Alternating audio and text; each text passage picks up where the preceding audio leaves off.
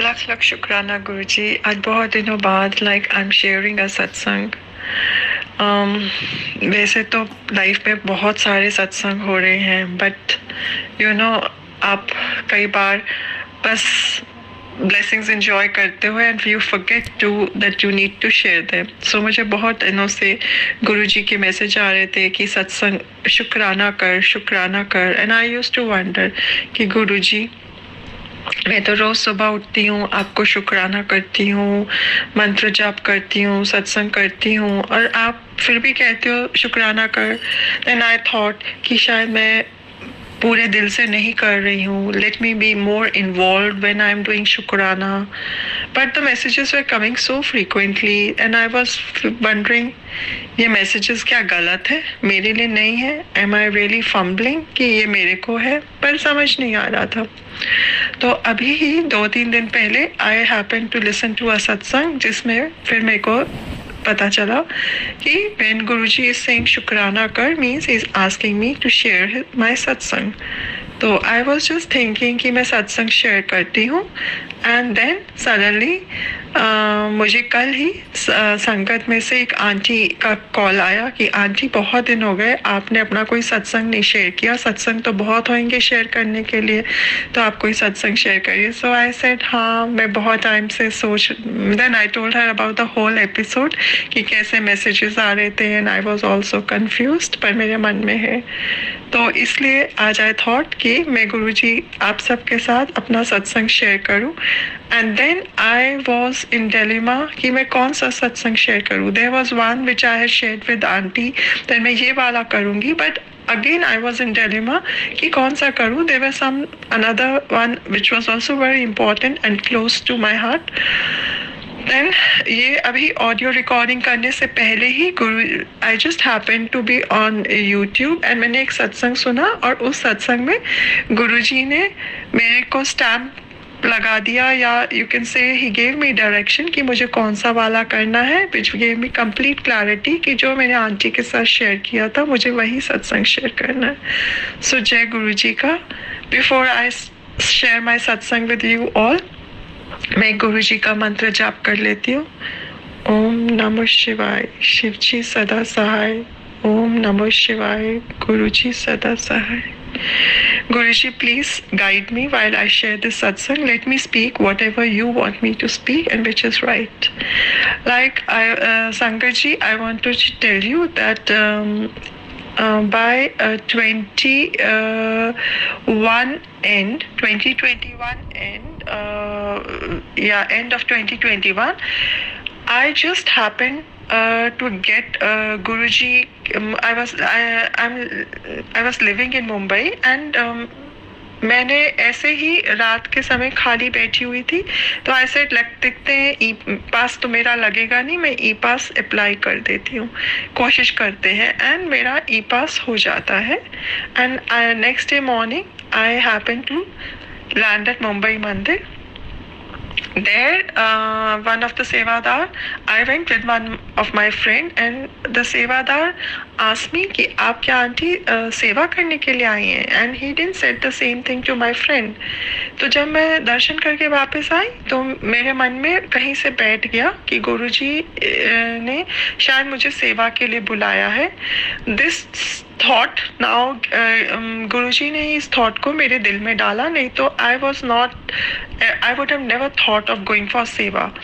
तो मैं डिलेमा में थी और मैं फिर उसको पुश करती रही ये थॉट, अरे ऐसे ही बोला होगा, रहने दो। But by March there some circumstances were like that I said no, now I am going. And yes, from March onwards I was blessed. March 2022 onwards I was blessed enough that गुरुजी ने मुझे अपने दरबार पे बुला लिया और मैं सेवा के लिए, और I was going there regularly every week. उसी बीच में April 2022 onwards I was absolutely fine till March 2022. April 22 onwards I started having pains and problems in my lower limbs, and वो पेन 1-2 महीने में ही इतनी ज़्यादा बढ़ गई कि means by June, first week of June, not only first week of June, it was before this I wanted to also share with you कि जब मैंने ई पास दिसंबर 2021 में लगाया था, तो सितंबर 2021 में I happen to come to Delhi and I told my husband, we had just come for 2 days, so I told my husband कि आई सेड मेरे को ना गुरुजी के मंदिर जाना है, एंड उन दिनों गुरुजी का बड़ा मंदिर बंद होता था, तो आई सेड नहीं, मैं बाहर से ही माथा टेक के चली जाऊंगी। तो मेरे बॉडी में ना बहुत ज़्यादा पेन रहता था, all in my full body. तो मेरे एक बहुत अच्छे डॉक्टर हैं ऑर्थोपेडिक, जिनके पास मैं अक्सर जाती थी, तो मैं उनके पास गई, तो उनके डायग्नोसिस इतने सही रहते हैं कि without any test he can tell you what is the problem. So when he check me he felt there is something wrong this time. आज से पहले उन्होंने कभी भी नहीं कहा था कि there is any problem with me, हमेशा कुछ बस दे देते थे कोई सप्लीमेंट्स या tonic that it will keep you good, but इस बार he was sure there is something wrong and he asked me to get surgeon investigations done, and before to give me some relief he gave me some medicines. But क्योंकि गुरुजी को तो पता था कि मेरे को प्रॉब्लम्स कुछ ऑर्थोपेडिक आने वाली है, तो उन्होंने मुझे पहले ही डॉक्टर के पास जाने से पहले ही अपने दरबार में बुलाया, बाहर माथा टिकवाया, वहाँ पे मुझे जल प्रसाद भी मिला। तो जब मैं मुंबई आई और मैंने इन्वेस्टिगेशंस करवाए, तो जबकि मेरे को इतने ज़्यादा पेन्स थे, बट मेरी इन्वेस्टिगेशन रिपोर्ट सारी सही आई। So then I didn't bother to talk back to my orthopaedic in Delhi. I said अच्छा अब क्या करें। तो मार्च में मैंने फिर मेरे को सेवा भी गुरुजी ने बख्श दी, एंड बट अप्रैल से मेरे को पेन्स काफ़ी ज़्यादा होने लग गए, और मई तक आते आते तो इतने ज़्यादा पेन्स हो गए थे कि मेरे नीज में पेन था, मेरे एंकल्स में पेन था, मेरे जो टो की फिंगर्स होती हैं उनमें तो ऐसा था जैसे they are filled with lead, so much of heaviness and pain. And जो एरिया होता है जहाँ आपके शूलेस बांधते हैं, उस एरिया में भी पेन था, बहुत ज़्यादा पेन था कि मेरे को अपने बेड से उठ के अगर डोर बेल बजे, डोर खोलने में आराम से 15 मिनट लग जाते थे। तो I used to tell my husband कि please keep your key ready when you come back from office, because it's a big effort for me to get up from the bed and come and open the door. So I was really getting now very depressed. मुझे बस ऐसा लगता था कि ये ना हो मैं व्हील चेयर पे आ जाऊँ, मतलब इतनी ज़्यादा मुझे पेन्स रहने लग गई थी। जून फर्स्ट वीक तक तो पेन्स बहुत बढ़ चुकी थी। मेरा बेटा तब आया था यूएस से, and since when he was just standing and when I was approaching him, तो उसने मुझे दूर से ही देखते कहा कि माँ आपको कितनी प्रॉब्लम है, आपके तो लिम्प भी आ रहा है। I said yeah I am having lot of problem, जबकि उसको ये पता नहीं था। तो मतलब my problems in my limbs were so much visible. अब मैंने then he said let's go to the doctor. We went to the doctor and I showed in 2 big hospitals of Mumbai and good hospitals. So there I was told that ma'am आपके तो दोनों नीज जा चुके हैं, आपको 2 साल max है, आपको तो नी सर्जरी चाहिए होगी, आप तो बेड के से नीचे जब पैर रखती हैं तो आपको तो चप्पल में ही पैर रखना। You even can't go to washroom without your footwear, you can not even think of keeping your footwear like on the floor directly. तो मेरे को बहुत इससे बच के आप नीचे नहीं बैठ सकती, जबकि मैं गुरुजी के दरबार में जाती थी नीचे बैठती थी। मेरे घर में भी गुरुजी का दरबार बना हुआ था, तो मैं अपना घर का दरबार खुद ही उसकी सेवा करती थी। तो उन्होंने मुझे इतना डरा दिया कि अब मैं सोचने लगी कि मैं कैसे जाऊंगी।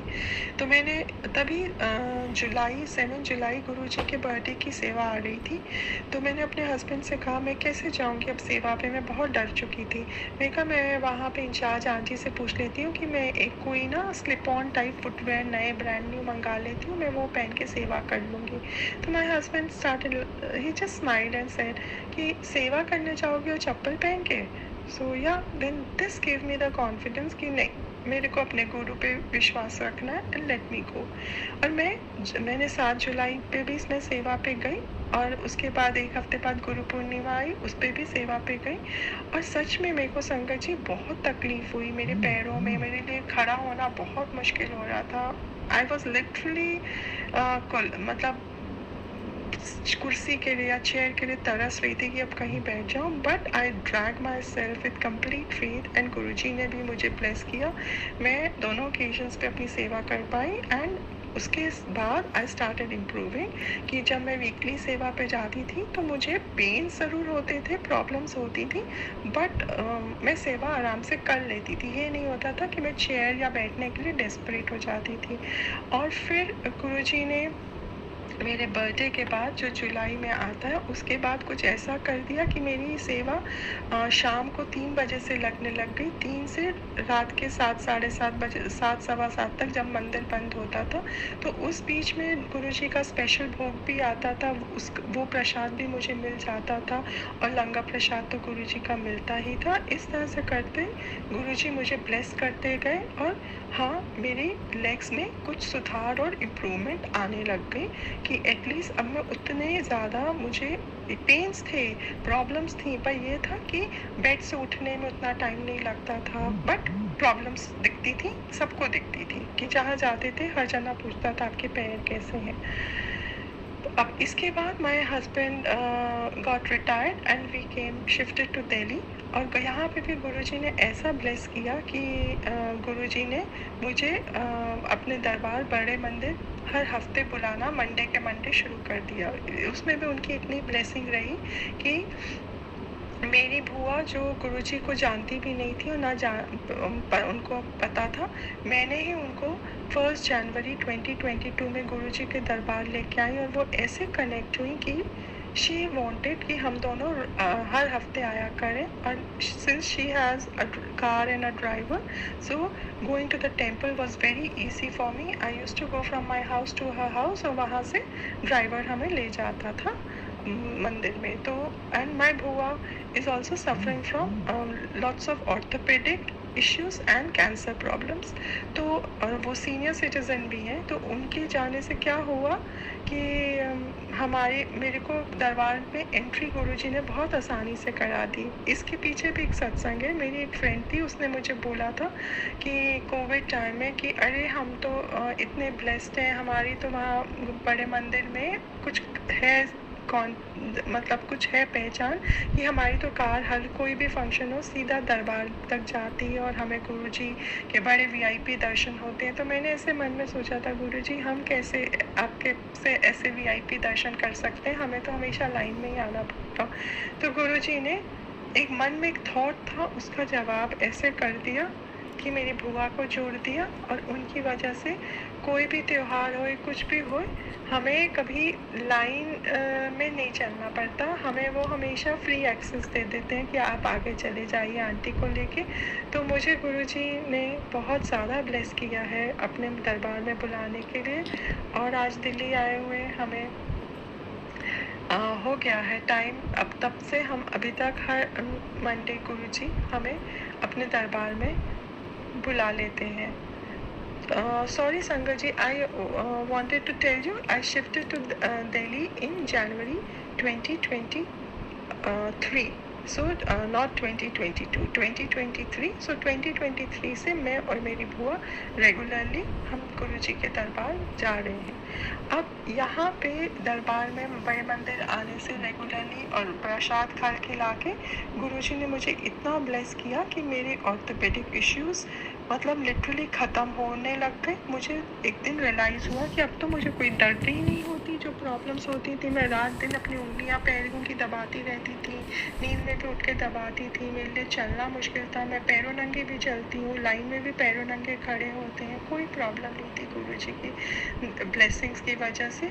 और एक दिन मुझे याद है, इनिशली अभी मुझे दिल्ली शिफ्ट हुए 3-4 महीने हुए थे, तो मैं अकेले ही आ गई थी। बीच में कभी कभी जब मन करता तो मैं अकेले भी आ जाती हूँ मंडे को छोड़ के। तो ऐसे ही लाइन में खड़ी थी उस दिन, पता नहीं मन बहुत ही लो था और उदास था, और ऐसे बस गुरुजी से बस ऐसे ही बात कर रही थी अपने मन में कि, और कुछ भी नहीं, कुछ मांग नहीं रही थी, बस ऐसे ही प्रे कर रही थी, बस जोड़ लीजिए।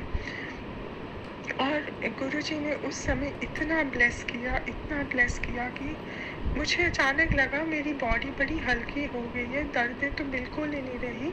और आज 2024 में आप मानेंगे थोड़ा सा कभी कभी दिखता है, बट मैं एकदम हील एंड हार्टी हूँ। मैं आराम से चल सकती हूँ, झुक सकती हूँ, बेंड कर सकती हूँ, पैरों नंगे चलती हूँ और अच्छे से सारे काम करती हूँ। ये गुरुजी की ही ब्लेसिंग है। इस बीच में मैं आपको बताना चाहती हूँ कि एक बार मैं जब बड़े मंदिर गई थी तो मैंने अपनी बुआ का हाथ पकड़ा हुआ था, क्योंकि उनको, ऐसा मैंने बताया, ऑर्थोपेडिक इश्यूज है, तो उनको चलने में भी प्रॉब्लम है। तो मेरे ना अपने हाथ में भी बहुत दर्द हो रही थी। ऐसा ऐसा मुझे भी ऑर्थोपेडिक इश्यूज, पूरी बॉडी में इन्फ्लेमेशन या दर्दें रहती थी। तो मेरे बस मन में गेट पे ऐसे ही निकला, मैं कहा गुरुजी, मेरा मन कर रहा था मैं अपनी बुआ का हाथ झटक दूँ अपने हाथ से, बिल्कुल नहीं पकड़ पा रही थी। तो ऐसे ही मन से निकला, गुरुजी बहुत दर्द हो रही है। और आप मानोगे नहीं संगत जी, जब मैं झूले के पास पहुंची, वहाँ एक सेवादार खड़े थे। उन्होंने मैं जब माथा टेक रही थी तो वो क्रॉस करके गुरुजी की कुटिया की तरफ गए और फिर वहाँ से वापस आए और मैं आगे निकल गई थी। उन्होंने मुझे आवाज़ लगा के बुलाया, आंटी जी।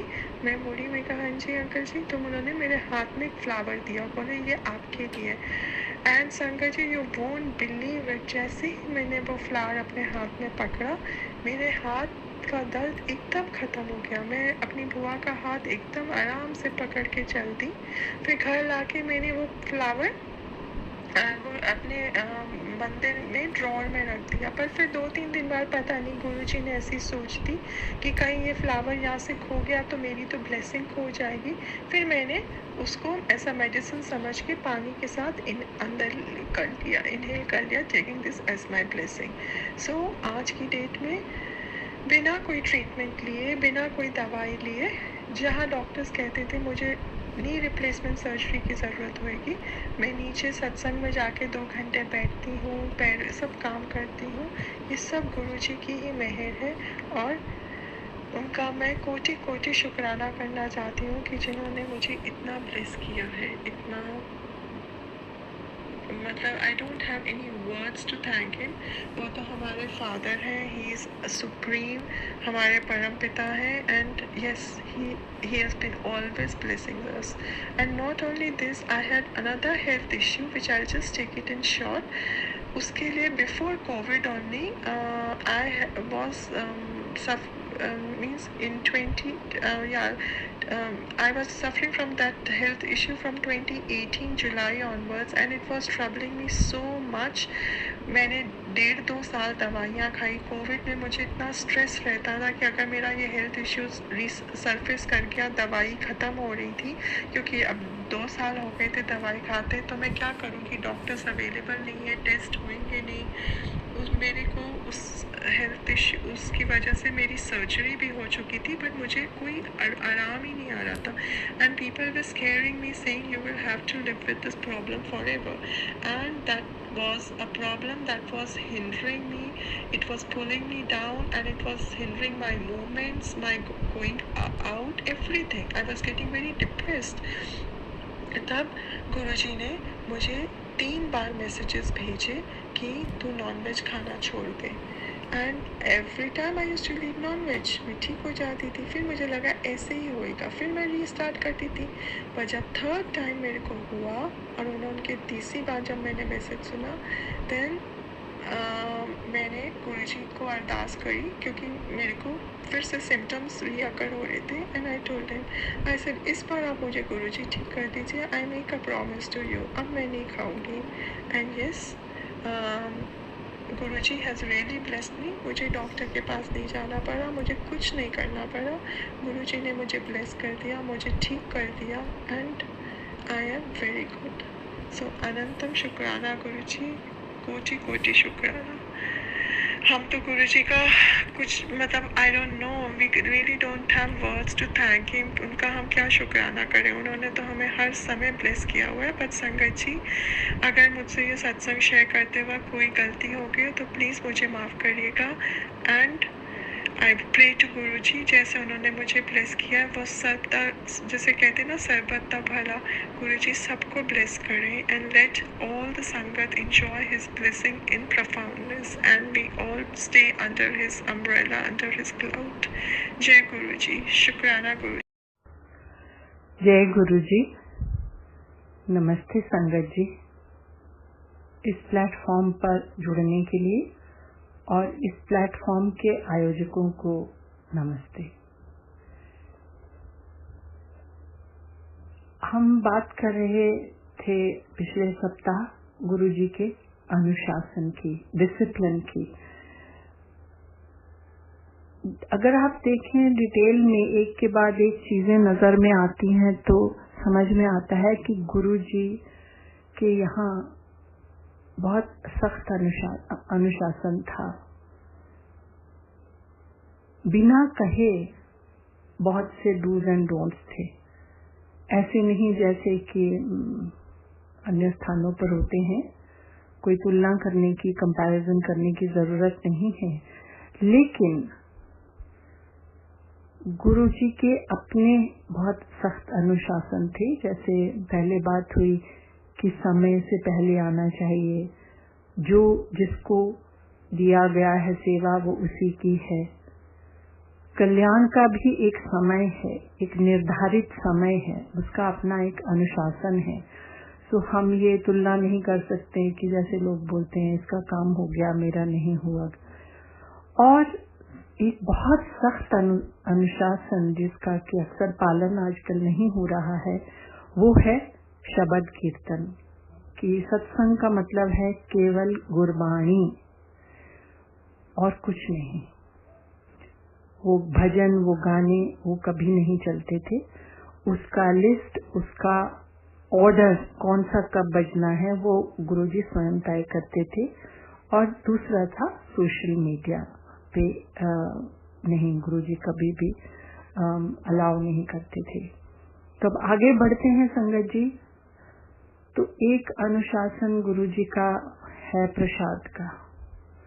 प्रसाद का ये तो है ही कि लंगर खा के जाना है। वो किसी को बिना लंगर खाए नहीं जाने देते थे। और लंगर एक बहुत, जिसे मैं कहती हूँ मूर्त, टैंजिबल गुरुजी की ब्लेसिंग है। आज भी गुरुजी की अगर आपकी आंख को नजर आती है, आपके मुंह को स्वाद देती है, तो वो है गुरु जी का लंगर। तो इसका एक बहुत अनुशासन था। एक तो ये कि भाई इकट्ठे मिलकर खाना है, और उसका ये था कि क्या मेन्यू होगा। केवल एक दाल, एक सब्जी और चटनी और चपाती, और कुछ नहीं संगत जी, कुछ नहीं। पर मैं ये देख रही हूँ आजकल, मैं क्या अधिकतर लोग देख रहे हैं कि ये अनुशासन हम बिल्कुल फॉलो नहीं कर रहे हैं। हम लोग लंगर अपने हिसाब से सत्संगों में देते हैं। उसमें सलाद भी होते हैं, उसमें रायते, ये सब होता है, सब्जियां भी ज्यादा हो जाती हैं। तो हमें जो गुरुजी ने दिखाया जब गुरुजी चोले में थे वो ये था कि यही मेनू। एक बार गुड़गांव में जो है गुरुजी ने स्वयं संगत सत्संग शुरू कराए थे। उन्होंने अब चोले में होते हुए बहुत ही कम जगह पर, एक चंडीगढ़ में एक आर्मी कमांडर थे हैं उनके घर में, और ये गुड़गांव में एक सत्संग शुरू कराया था। तो उसमें वो ये बताते थे किसके घर में होना है, मतलब कौन करेगा, और थोड़े से लोग होते थे। और उसमें था कि लंगर प्रसाद नहीं होगा, सिर्फ चाय और एक मीठा, एक नमकीन। तो एक बार किसी की बारी थी तो उन्होंने किया, तो उन्होंने टेबल लगाया और गुरुजी फिर फीडबैक लेते थे हर किसी से। ये तो लगभग गुरुजी हर चीज के लिए, ये उनका एक बड़ा नियम था कि फीडबैक उनको हर चीज की चाहिए होती थी। तो उन्होंने पूछा कि क्या क्या है, तो कहते जी जिन्होंने बताना था वापस, जिनकी ड्यूटी थी, उन्होंने बताया कि गुरुजी उन्होंने टेबल पे लगाया और ऐसे ऐसे इतनी सारी चीजें। तो गुरुजी ने कहा वो सत्संग तो नहीं होया, वो तो फिर पार्टी हो गई। तो ये आपको समझना है संगत जी कि बिल्कुल मतलब जो मेन्यू है, जो लंगर प्रसाद है, वो सिर्फ वही होना चाहिए जो गुरुजी ने अपने समय में अपने सामने हमें खिलाया। त्योहारों की बात अलग है, बड़े मंदिर में जब फंक्शन होते थे तो अलग चीज है, लेकिन जो सत्संग होता था गुरुजी का, गुरुजी के सामने, उसमें केवल यही बनता था। और दूसरी चीज है कि प्रसाद जब गुरुजी देते थे उनका बिल्कुल क्लियर था कि तुम्हारे लिए, मतलब वहीं खाओ, इत्थे खाओ तो दवाई कर ले जाओ तब मिठाई। और उसमें अगर आपने पढ़ा होगा लाइट ऑफ डिविनिटी में, तो एक सत्संग है किसी का कि उनको कोई तकलीफ थी, वो लेडी गई, उनको जितनी चपातियां मिली उनका काफी ठीक हो गया। तो अगली बार जब वो आई तो उन्होंने शायद बोला 70 या 80% ठीक हो गया। तो गुरुजी ने कहा जरा लंगर प्रसाद एक तू पर्च पाके लै गई सी, जो वो भी खा लिया हुंदा इत्थे तो 100% ठीक हो जाना सी। तो मतलब जो वहां मिलता है वो वहीं पर आपको ग्रहण करना है, खाना है, खत्म करना है। उसको प्रसाद समझकर खाएं और उसको डिनर या लंच या चाय समझकर ना खाएं। और ये भी निजी अनुभव है कि कई बार बहुत ज्यादा भी लंगर प्रसाद होता है तो खाने वाले तो हर उम्र के लोग हैं, तो हम लोगों में ये धारणा है कि उसको छोड़ना नहीं है, लंगर प्रसाद को समाप्त करना है, तो वो कई बार दिक्कत हो जाती है। इसलिए चाहे आपके यहाँ फंक्शन हो तो संगत जी ये भी ध्यान रहना चाहिए कि आप उतना ही दें जितना कोई आसानी से ग्रहण कर सके, समाप्त कर सके। और दोबारा तो देते ही हैं चपाती प्रसाद या सब्जी दाल जो भी देते हैं, तो उस चीज का बहुत ध्यान करना जरूरी है। और एक चीज ये है कि जब गुरुजी अपने हाथ से देते थे तो जो जिसका प्रसाद है वो उसी का है। एक बार एक लेडी को दिया, उसने अपने पास बैठे बच्चे को दे दिया तो उसको बहुत डांट पड़ी। तो गुरुजी ने कहा ये तेरे वास्ते है, मतलब वहाँ ना कोई आपका पति पत्नी है, ना माता पिता है, ना बच्चा है, कोई नहीं है। जो प्रसाद आपका है वो केवल आपका है, वो केवल आपके लिए है। देखिए इस चीज को समझना और अमल में लाना शायद थोड़ा मुश्किल है, पर सच्ची बात तो ये है कि ये तो आप जो आत्मा है, आपकी एक यात्रा में एक पड़ाव है ना, ये जीवन इस शरीर में। आगे किसने उसकी यात्रा है, पीछे कहाँ से आई वो आत्मा, वो एक अलग चीज है। हाँ, यहाँ गृहस्थ में मुश्किल होता है ये सब सीमाएं बांधना, लेकिन गुरुजी का तो तरीका यही रहा कि जो प्रसाद जिसका है वो उसी का है, वो उसी को ग्रहण करना है और उसको बहुत अच्छे ढंग से, बहुत मन से। बात तो सारी जैसे है ना भावना की है, तो जिस भावना से आप उसको ग्रहण करेंगे वैसा ही हमें उसका असर होगा। तो इसी अनुशासन को जारी रखेंगे अगली बार। अभी जय गुरु जी, नमस्ते। जय गुरु जी, शुक्राना गुरु जी, अनंतम अनंतम अनंतम शुक्राना गुरु जी। भूल चूक माफ़ गुरु जी की प्यारी प्यारी संगत को नमस्कार, भूल चूक माफ़ी। परसों एक मैसेज आया था गुरु जी डिग्री बड़े मंदिर में, और उसमें नीचे लाइंस 2 लिखी हुई थी। वो ये थी, हमको मन की शक्ति देना, मन विजय करे, दूसरों की जय से पहले खुद की जय करे। तो इसी के रिगार्डिंग मैंने एक जो संगत आंटी जी है उनको मैसेज किया कि प्लीज़ आप मुझे जो ये जो लास्ट में स्टेटमेंट है ना कि दूसरों की जय से पहले खुद की जय करे, इसका मीनिंग समझा दीजिए। तो आंटी का रिप्लाई आया, बेटा अभी मैं बहुत बिजी हूँ। मैंने कहा कोई नहीं आंटी, अपना टाइम लीजिए, जैसे भी आपको टाइम मिले आप रिप्लाई कीजिएगा। तो फिर कल एक और क्वेश्चन मैंने गुरु महाराज से पूछा, तो उन दोनों का ही क्वेश्चंस का आंसर आज गुरुजी ने इस मैसेज के थ्रू दे दिया, जो कि गुरुजीज़ डिवाइन ग्रेस ग्रुप में भी है और गुरुजीज़ ग्लोबल सत्संग परिवार ग्रुप में भी है। इसमें लिखा हुआ है, जैसे मैं क्वेश्चन था मेरा कि दूसरों की जय से पहले खुद की जय करे। तो जो इसमें लाइन है, before I can become an expert on anything I must first become an expert on me. तो हम मतलब किसी चीज़ पे एक्सपर्ट होने से पहले खुद पे एक्सपर्ट होना बहुत ज़रूरी है। मतलब दूसरों को ठीक करने से, दूसरों को करेक्ट करने से ज़्यादा हमें खुद पे करेक्शन का ध्यान देना चाहिए। दूसरों को समझाने से ज़्यादा हमें पहले खुद को उस डिसिप्लिन्ड वे में लाना चाहिए कि हम खुद एलिजिबल हो उस पर्टिकुलर वर्क को करने के लिए जो हम दूसरों से कह रहे हैं करने के लिए। It's like this. So thank you Guru Maharaj ये समझाने के लिए। और जो कल का क्वेश्चन था वो ये था कि कल मैं काफ़ी टाइम बाद एक अपने स्कूल टीचर से मिली थी और उनको मैंने जैसे रिगार्ड्स दिए, I said namaste to him. तो जो मुझे back to back reciprocated energy मिली, दैट वाज नॉट स्पिरिचुअल और पावरफुल, दैट वाज लाइक कि ये थोड़ी कम अच्छी है। सो एंड आई रिकॉल्ड कि कुछ टाइम पहले मेरे एक रिलेटिव के रिलेटिव इंटरनेशनल लेवल पे ही इज़ अ प्लेयर, तो उनको भी मैंने ऐसे ही नमस्ते बोला था, उनसे भी मुझे कुछ खास एनर्जी नहीं मिली। तो फिर मैंने याद किया कि हम अपने स्कूल में जो भी प्रिंसिपल होते हैं या फिर जो बहुत ज़्यादा डिसिप्लिन्ड होते हैं और हमेशा गिविंग नेचर के होते हैं, उनसे अगर नमस्ते बोलूँ तो उनकी जो back to back reciprocated energy आती है, that is so powerful, positive and uplifting. So this is what I realise the difference between people जो डोमिनेंटली फोकस्ड होते हैं, डोमिनेंटली डायरेक्टेड होते हैं। मतलब दो तरह के लोग, कुछ जो गिविंग नेचर में होते हैं, हमेशा कल्याण चाहते हैं अपना भी संसार का भी, मतलब फोकस उनका उस तरफ होता है, पैसे कमाने की तरफ भी होता है और इस तरफ भी होता है। और कुछ लोग जो सोलली पैसा कमाने की तरफ होते हैं और जो नेचुरली सोशल एक्टिविटीज़ उनकी तरफ फोकस कम होता है।